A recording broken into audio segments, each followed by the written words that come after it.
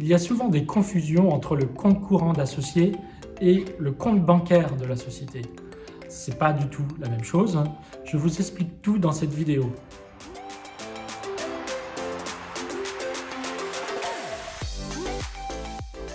Alors, un compte courant d'associé, c'est quoi? C'est, je vous le disais tout à l'heure, ce n'est pas le compte bancaire de l'entreprise, c'est un compte comptable. Par exemple, quand vous êtes associé et que vous prêtez de l'argent à l'entreprise, eh bien cet argent il va être inscrit dans un compte de comptabilité qu'on appelle compte courant d'associé. Et quand l'entreprise vous rembourse, eh bien il viendra en moins de votre compte courant d'associé. Donc en fait, le compte courant d'associé, c'est l'ensemble des flux entrants et sortants pour un associé. C'est pour ça que ce compte courant, il est nominatif et il permet de suivre facilement l'argent qui a été prêté par les associés. L'avantage de ce compte courant d'associé, c'est qu'il peut être rémunéré.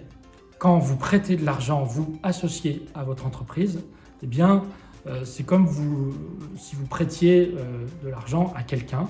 Donc ça peut donner lieu à intérêt si vous le souhaitez. Ces intérêts, ils sont déductibles de votre entreprise. Alors il y a un taux maximal déductible. Par exemple, en ce moment, c'est autour de 1,18% je crois, au 30 juin. Et on a la possibilité d'avoir une rémunération complémentaire sur ce compte courant d'associé. Alors évidemment, si on prête 1000 €, les 1,18%, ça ne veut rien dire, mais si on est dans des volumes plus importants, ça peut être intéressant comme rémunération. Alors, quand on crée sa société, on va créer un capital social.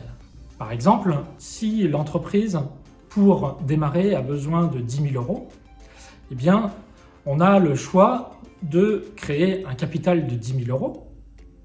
Ce capital de 10 000 €, il va être ensuite libéré, affecté dans votre compte bancaire et vous pourrez utiliser ces 10 000 € pour l'exploitation de la société. Après, si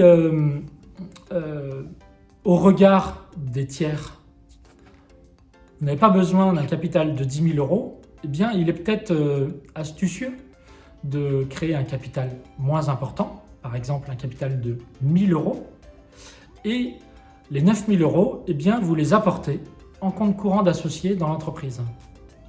Ce qui vous permet, ensuite, lors de la vie de l'entreprise, eh bien, si ça se passe bien, si vous faites des affaires, eh bien, vous pourrez vous rembourser ce compte courant de 9 000 €, alors que ce n'est pas possible quand on met tout dans le capital.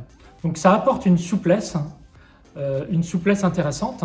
En fait, si l'activité va bien, eh bien, ça vous permet de récupérer ces 9 000 € plutôt que de vous les rémunérer et de payer des charges sociales sur ces 9 000 €.